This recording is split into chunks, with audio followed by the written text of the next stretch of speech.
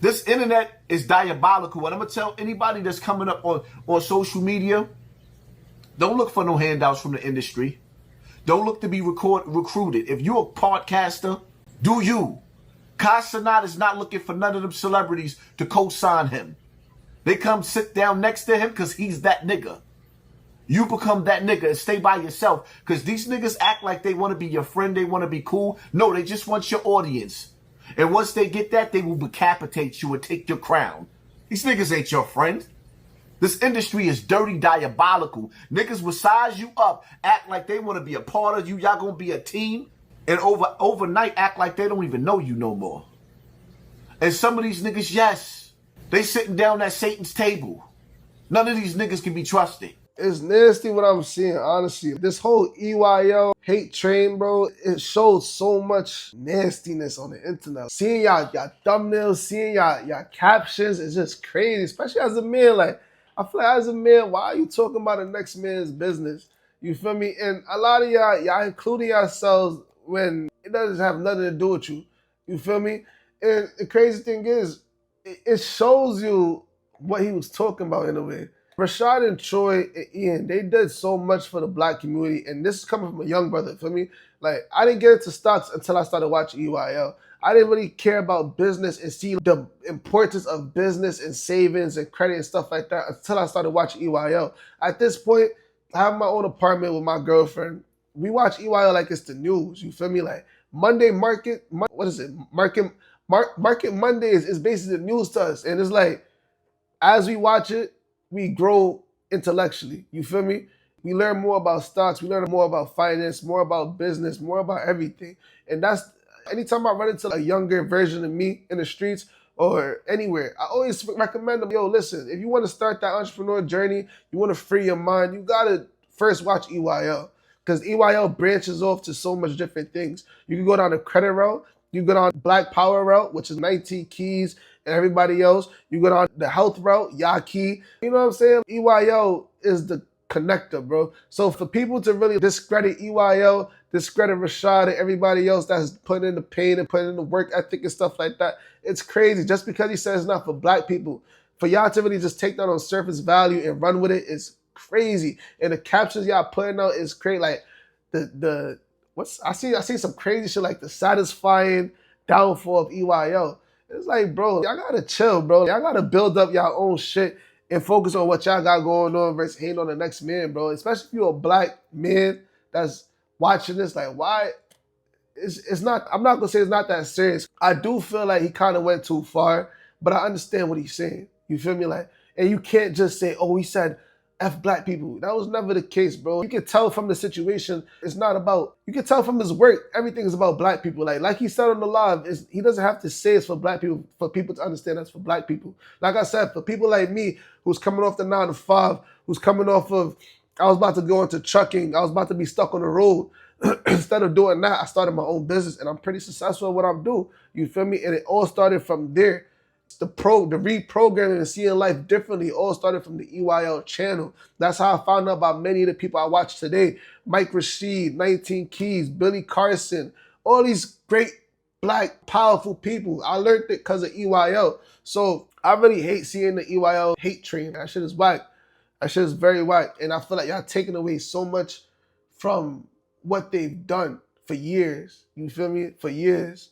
It's a lot of people that made money. I made money for a fact, for sure, from stocks and from business. Because it's not just, I know a lot of times they be like, if I made you money in stocks, put a yes. But also from business, from the interviews that they have with bigger business owners. I get to learn lessons from the old heads that I don't have the chance to speak to. You feel me? If you're really a smart young guy, that's what you should be doing. You should be watching those interviews, not to be entertained, but to study what traps they fall into and how do I avoid it. You feel me? So I hats off to EYL, man. And everybody who's discrediting them, you can't, there'll be no Rashad slander next to me, matter of fact, gangster, bro. Like, Rashad not even like my mans or nothing like that. Like, I look up to him, that's the OG and shit, but there'll be no EYL slander next to me, bro. You can't be on some sucker shit. And I feel like with that, I'm not gonna name call him, but there's a brother that I know EYL has been like, they've been pushing his product for a good minute, and they're the only ones that I ever really seen push that product on they shit. And for him to come out and speak about it and just jump into the hate train. That's kind of like, damn, I already don't trust people, you feel me? So I'm already kind of hip to not trusting and keeping things inside, keeping things in the family. But that should just show me, damn, just because you feed a person doesn't buy his loyalty. And it wasn't no reason to do that, bro. Like, you could have, as a man to man, bro, you supposed to, before you tear him down in public, reach out to him. Send a message, yo, bro, I'm not gonna lie, bro, like, that was fake crazy. You feel me? Like, if I knew Rashad, honestly, I didn't really have a problem with what he said, bro. Because at the end of the day, I'm not looking at the... Rashad is Rashad, bro, when he get tight. But I'm looking at the work that he put in and the effect that he had on me and my girlfriend's life. And because of the effect that he had on me, I'm able to affect others to get on the same path that I'm going. You feel me? And that's a righteous, more self-independent path. You feel me? Like, learning finances, learning everything. So I feel like for him to go out his way to go make a public statement and shit, that's whack, bro. They've been pushing your product for mad long. And on top of that, you make an apology video with hurts behind it and shit like that. Bro, you could have kept it coming, bro. You could have sent him a message, bro. He pushed your product for so long. You could have sent him a message. But to each his own, bro. And now everybody's cut from the same cloth. And it's just whack.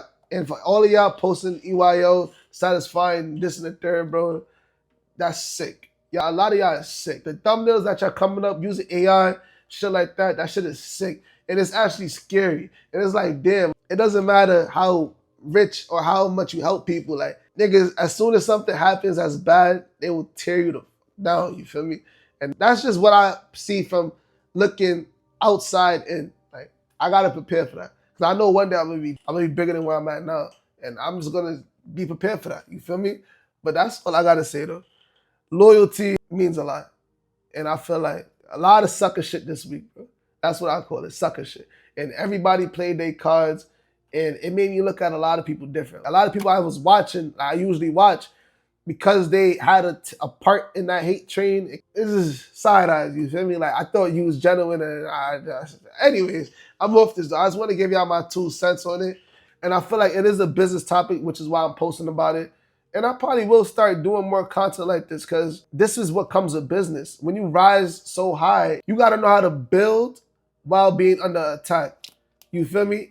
And usually the 5 methods that I know, like in my heart, are how to build while being under attack is: number 1, stay connected with God.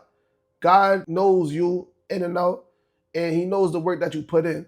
So as long as you listen to God, you can ignore the noise. God is the source. Let God guide you through all of the bullshit and just keep focused on the work that you're doing. And that's how you make a bad mind hater hate even more and actually stop hating, because he's going to be like, damn, no matter what I do, this man keeps building. You feel me? The reason why they hate is so you can stop building, so you can stop pushing. But as soon as they realize this man is not stopping, they find somebody else to hate on, bro, because obviously the hate don't work. And usually, here's the next thing. If the hate don't work, they start telling lies.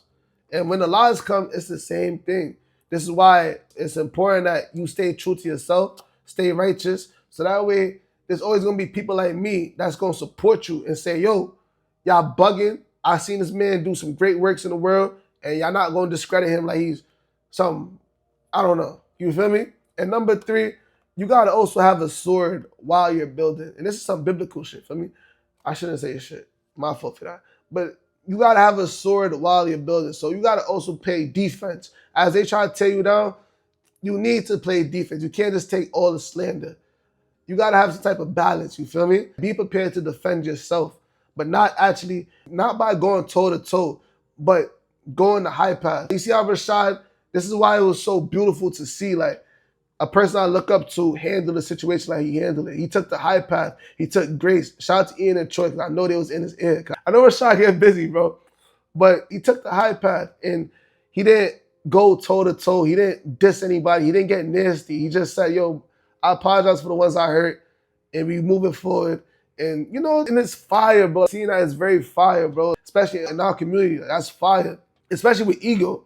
A lot of times they say, yo, Rashad got too much ego. Mr. Pajamas. I know how you get about his pajamas, bro. So he has a lot of ego, but for him to stay posed and just give an apology and speak from the heart, I really find that fire, bro. So that to me is defending. That to me is having a sword. And as a man, you should know when to make peace and when to make war. You feel me? And yeah, bro, just stay aligned with God, bro. That's the best way to defend yourself in times of adversity. Stay aligned with God. Keep God's name in your mouth and fill your mind with his scripture. Fill your heart with his will. Fill your actions with his alignment. That's how you stay righteous in times of war. But that's about it for the video, though. If y'all like what y'all heard and y'all want to learn more about the journey of manhood and stuff like that, as I learned, you want to walk the same journey as me, go ahead and follow the channel, because that's all I'm talking about. I'm talking about finances. I'm going to start talking about different topics in business. And I'm going to talk about just being aligned with God. And I'm not saying I'm perfect. I'm just a man going through the journey of trying to be righteous. You feel me? As I learn, I'm going to make sure I bring y'all with me. So that's about it, though. As we know.